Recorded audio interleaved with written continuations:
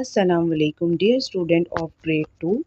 How are you? Hope you will be fine. I am your science teacher, and today we will start our very amazing and interesting chapter that name is Life Cycle of an Animal.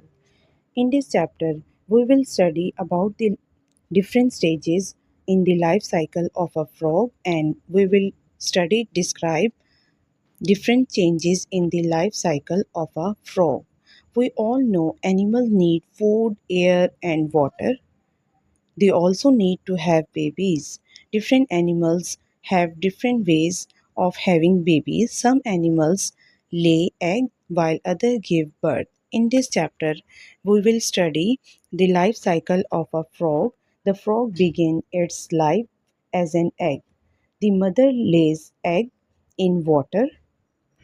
After few days, a tadpole hatches from the egg. The baby of a frog is called tadpole.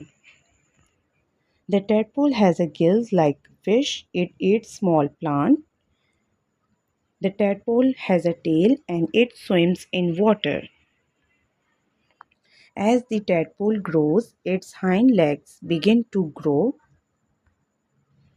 The tadpole is still growing. Its tail is getting smaller, its leg getting stronger. And the tadpole is developing into frog. Finally, the tadpole grows into an adult frog. It has no tail, it has no gills.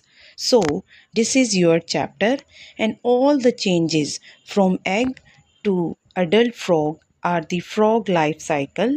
This is called the life cycle of a frog. You can see the life cycle of a frog start from egg and then tadpole with two legs, and then froglet which has short tail and strong legs, and finally the adult frog. And now you will come to the back exercise. Exercise number 1, fill in the blank, and exercise number 2, take the correct option which you will solve on book. And now you will come to back exercise number 3, which is answer these questions.